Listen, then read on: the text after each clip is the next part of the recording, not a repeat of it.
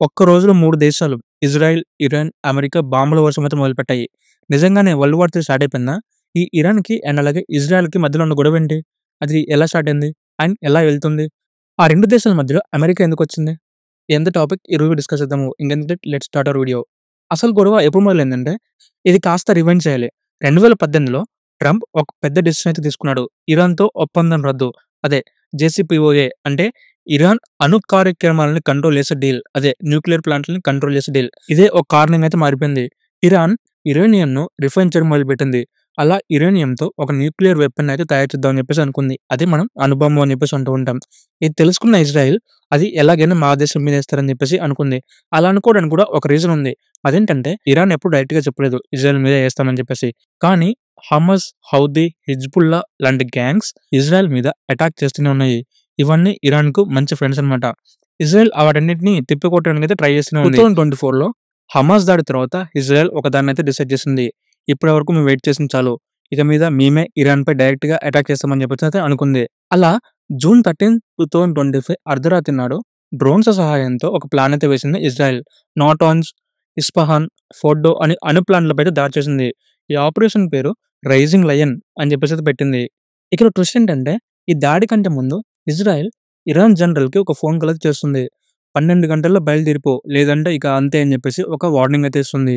అలా ఇచ్చిన తర్వాత వాళ్ళు చెప్పిన విధంగానే ఈ ఎగ్జిక్యూషన్ అయితే చేశారు. బట్ ఇంత జరిగినా కానీ ఇరాన్ అయితే ఎక్కడ తగ్గలేదు. ఈవెన్ దో ఇజ్రాయెల్ వచ్చేసి ఓన్లీ అణు ప్లాంట్స్ మీద దాడి చేశారు. ఎక్కడ సివిలియన్స్ మీద అయితే అటాక్ చేయలేదు. అయినా కానీ ఇరాన్ వెనక్కి తగ్గకుండా ఒక్క రోజులో 150+ మిసైల్‌లు అండ్ అలాగే 100+ డ్రోన్‌లు అయితే ఇజ్రాయెల్ మీదకి వదిలింది. ఇజ్రాయెల్ ఆ వచ్చే డ్రోన్‌లన్నిటిని తిప్పికొట్టింది. కానీ అందులో 20 మంది అయితే గాయపడ్డారు. అప్పుడే ఇజ్రాయెల్ ఒక అలర్ట్ అయితే ఇచ్చింది. మిసైల్ అలార్మ్స్ అని. షెల్టర్‌లోకి ప్రజలందరూ పరుగులు పెట్టారు. సరిగ్గా అదే సమయంలో అమెరికా అయితే ఎంట్రీ ఇచ్చింది. America B-2 bombers, submarine and అలాగే టోమాహాక్స్, మాసివ్ బంకర్ బాస్టర్స్ ఇవన్నీ వేసుకొని ఇరాన్ యొక్క అణు సెంటర్‌ల మీద మాస్ డిస్ట్రక్షన్ అటాక్ అయితే చేసింది. ఈ ఆపరేషన్ పేరు మిడ్‌నైట్ హ్యామర్ అని చెప్పి పెట్టింది. సౌదీ, ఖతార్, ఆఫ్ఘన్ మీదుగా వచ్చి 200+ టార్గెట్‌లను అయితే బ్లాస్ట్ చేసింది. ఇది జరిగిన వెంటనే వరల్డ్ వార్ 3 జరుగుతుందేమో అన్న భయమైతే పుట్టింది మిగిలిన నేషన్స్‌కి.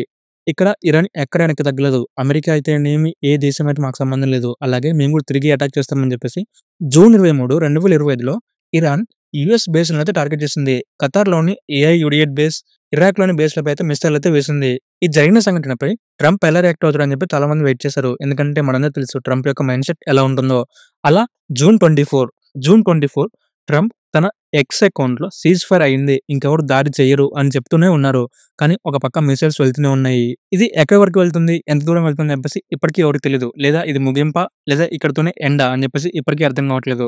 పొరపాటున ఒక అనుభవం జరిగినా గాని ప్రపంచం మొత్తం అల్లకల్లోలం అయిపోతుంది. అండ్ వరల్డ్ వార్ 3 ఇక్కడితోనే స్టార్ట్ అయిపోతుందని చెప్పి కూడా చెప్పుకోవచ్చు. నిజంగా వరల్డ్ వార్ 3 వస్తుందా? మీకేమనిపిస్తుందో కింద కామెంట్స్‌లో కామెంట్ చేసి చెప్పండి. ఈ వీడియో మీకు నచ్చితే లైక్ చేయండి. అండ్ అలాగే ఇలాంటి మరిన్ని వీడియోస్ కోసం మన ఛానెల్‌ని సబ్స్క్రైబ్ చేసుకోండి.